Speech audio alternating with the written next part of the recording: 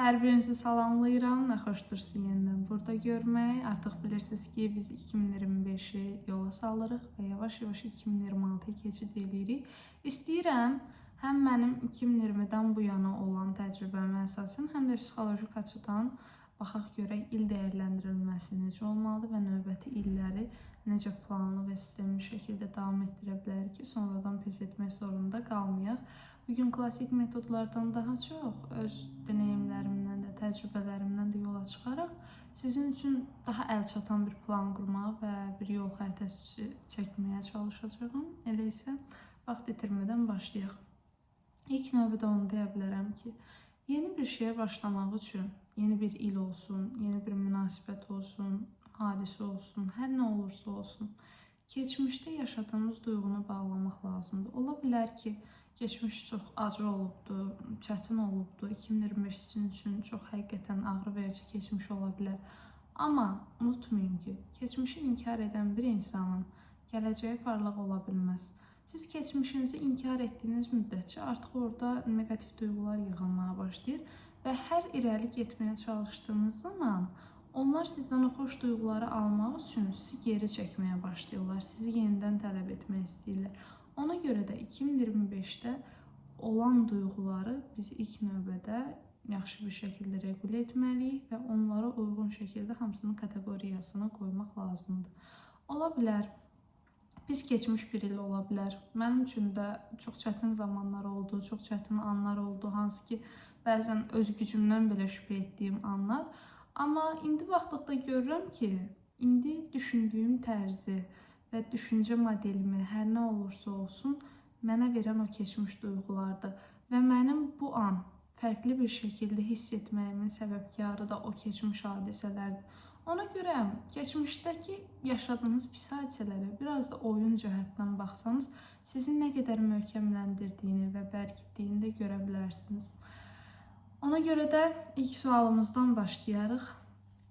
2025 mənə nə öyrətdi? Mənə hansı duyğunu öyrətdi 2025? Nəyi öyrətdi? Ola bilər ki, insanlara bəzən stop deməyi, bəzən öz sərhədlərini qorumağı və yaxud buna bənzər hadisələri öyrətmiş ola bilər. İkinci sualımız isə hansı rolda ilişdim qaldım və bu məni necə yordu? Ola bilər ki, siz qurban rolunda ilişmiş ola bilərsiniz, günahkar bir insan rolunda ilişmiş ola bilərsiniz və yaxud da tam əksi yaxşı bir rolda ola bilər. Və sizi niyə yordu bu? Orada hansı duyğular hiss olundu, nələr hiss olundu? Bunları yazıb açıq şəkildə görmək sizə artıq 2026 üçün daha gözü açıq girməkdə kömək eləyəcək. Çünki biləcəksiniz ki, mən burada hansı xətanı eləmişdim və özümü hansı rola salmışdım ki, o məni yormuşdu. Bu il isə onu etməyəcəm, bu il eyni xətaya düşməməyə çalışacağım. Və üçüncü sualımız isə hansı ehtiyacımı ödəyə bilmədim? Ola bilər ki, daxili ehtiyaclarımı ödəyə bilmədim, öz güvənli hiss etməyimi, sülh içində olmağımı, öz sevgimi, öz dəyərimi və yaxud da ola bilər maddi istəklərimi, ehtiyaclarımı ödəyə bilmədim. Bunların hər birini sistemli şəkildə qeyd elədikdə 2025-i yekunlaşdırmaq üçün əlinizdə çox yaxşı bir papqa olacaq. Və 2025-də artıq burada yavaş-yavaş qoymağa başlayırıq və növbəti addım üçün yavaş-yavaş 2026-ya keçid edirik.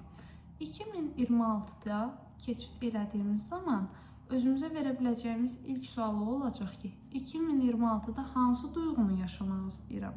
Baxın, okey, biz plan qura bilərik, məqsəd qoya bilərik, hədəf qoya bilərik, amma beynin daha çox yatqın olduğu bir şey duyğudur.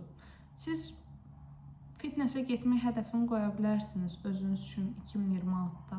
Bəs orada hiss elədiyiniz duyğu, beyin axı duyğuları daha yaxşı tanıyır. Duyğuları aldığı zaman əksinə hədəfə çatmağa başlayır.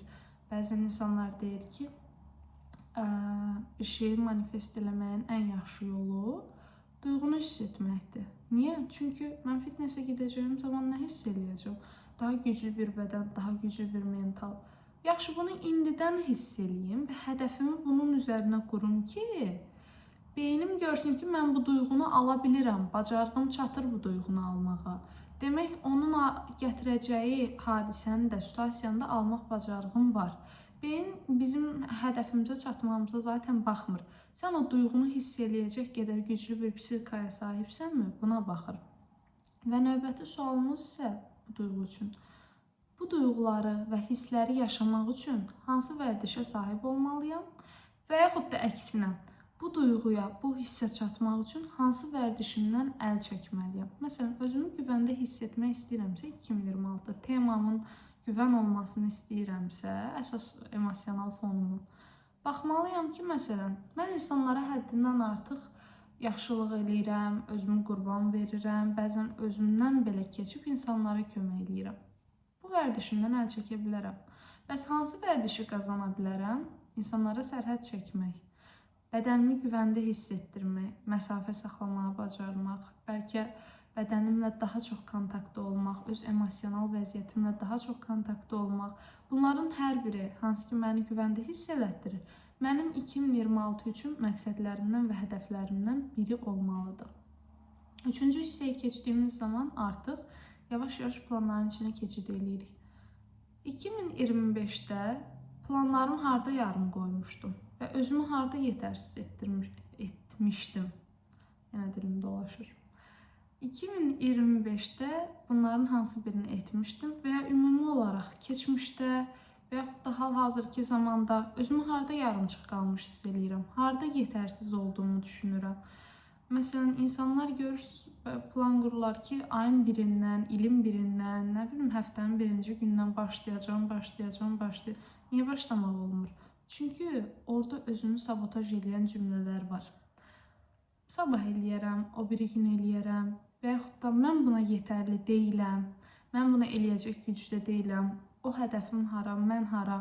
Bunları aydınlaşdırdığınız zaman sizi sabotaj edən cümləni görəcəksiniz. Sabotaj edən cümlə o qədər təhlükəli bir şeydir ki, həqiqətən sizin düşməninizdən belə çox can alıcı ola bilər. Çünki o sizin beyninizdədir. Bir məsəl var, qurd ağacı içindən yeyər. Buradan yeyir sizi hər şey. Sizə çöldəki heç nə eləyə bilməz, sizin psixikanızda güclü bir qoruma mexanizmi olduğu təqdirdə. Ona görə də diqqəti full fokus verirsiniz sizi dayandıran cümlələrə. Və artıq bunları da bildiniz, zəif nöqtənizi bildiniz, hansı duyğunu hiss eləmək istədiyinizi bildiniz və ümumi analiz olaraq artıq 2026-da mən özümü kim olaraq və harada görmək istəyirəm. Və bunları yazarkən diqqət etməyiniz gerəkən bir məqam var ki, burada çox absurd hədəflər qoymursunuz. Məsələn, əgər maddi durumunuz buna yetmirsə, indi bu dəqiqə, nə bilim, 2 maşın almaq, 2 ev almaq, private jet almaq, belə şeylər qoymursunuz qəti şəkildə. Çünki artıq danışmışıq bunu. Psixikamız özünü güvəndə hiss eləmək istəyir. Nə olur olsun. Siz bunu yazırsınız, psixika indiki vəziyyətə baxır, deyir ki, axı mənim bunu götürəcək qədər gücüm yoxdur, amma hədəfim də budur. Demək, mənim enerjim çatmayacaq, yetər. Burada özümü sabotaj edirəm, artıq bitdi. Və sizin sabotaj olunduğunuz nöqtə zaten buradadır. Zaten kilit nöqtə buradadır. Niyə pes eləyirsiniz? Özünüzə yetəri qədər minimal hədəflər və psixikanıza uyğun şəkildə, indiki reallığınıza uyğun şəkildə. Demirəm, komfort zonanızdan çıxmamalısınız. Təbii ki, çıxmalısınız. Amma çox böyük şəkildə yox. Mən ilin əvvəllərində artıq mənim çox sevdiyim bir mentorum var idi. O bir görüş keçirmişdi. Və mən il başlamadan əvvəl bilirdim ki, gedə bilərəm. Buna gedə biləcək gücüm var, yetir mənə. Amma içimdə tərəddüdlər vardı. O mənim komfort zonamın xaricindədir. Eləyə bilərdimmi? Eləyə bilərdim. Hədəfimə çata biləcək gücüm var idi mi? Var idi. Çox absurd hədəf deyildi ki, mənim üçün, yox deyildi. Və il başlamamışdı heç. İlin bitməyinə, 2024-ün bitməyinə artıq bir neçə gün qalmışdı. Mən bileti ala bilmişdim. Yəni, beyin və psixika artıq görür ki, okey, uyğundur, reallığıma uyğundur, götürə bilərəm. Və mənim üçün güvəndi və mən o görüşə getmişdim. Bu mənim üçün çox insanlara bəzən az görünə bilər, amma mənim üçün çox böyük bir hədəf idi və gerçəkləşdirmək o qədər mənə xoş hiss elətdirmişdi və ilin əvvəlində bunu etmişdim. İlin əvvəlində artıq bir hədəf reallaşmışdı. Və psixika artıq anlamışdı ki, afərin bunu bacardı. İlin əvvəlində ilk hədəfini bacardı. Demək, ilin sonuna qədər onun buna yetəcək qədər psixik gücü var. Və bunları, hədəfləri hamısını bir yerə yığmaq üçün biz yetəri qədər çalışsaq əldə edə bilərik. Və deməyim odur ki, Çalışın həqiqətən özünüzü yormadan məqsədlər qoyun. Öz hədəflərinizə, öz istəklərinizə addım-addım vərdiş gedin. Birdən-birə mənim olduğum nöqtə buradırsa, buradan özümə hədəf qoymaq 1 il üçün, 365 gün üçün psixikamı çox zədələyir. Və psixika buna gücü yetməyəcəyini anlayanda yorulmağa və pes eləməyə başlayır. Qısa məqsədlər. Özümün ən sevdiyim versiyasına getmək üçün bu il hansı vərdişlərə sahib ola bilərəm? Bu il ora-burama getmək zorunda deyiləm. Zaten həyat davam eləyir, hər şey davam eləyir.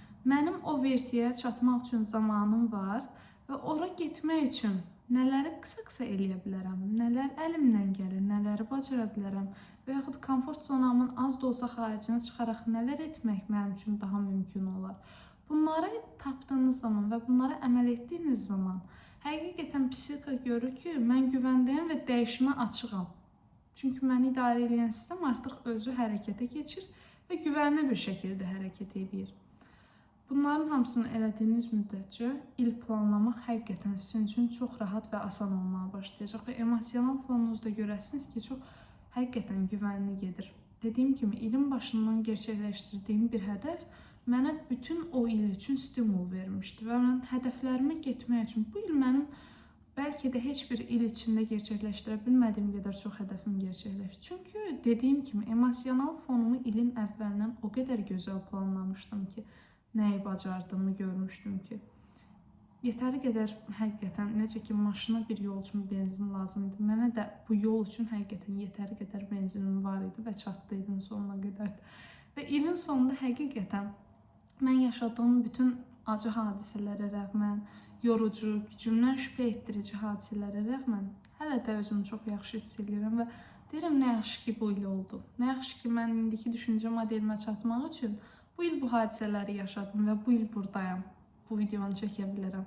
Və sizə də arzu edirəm ki, həqiqətən olmaq istədiyiniz versiyaya ən doğru şəkildə və ən xoşbəxt bir şəkildə çatmağa bacarasınız.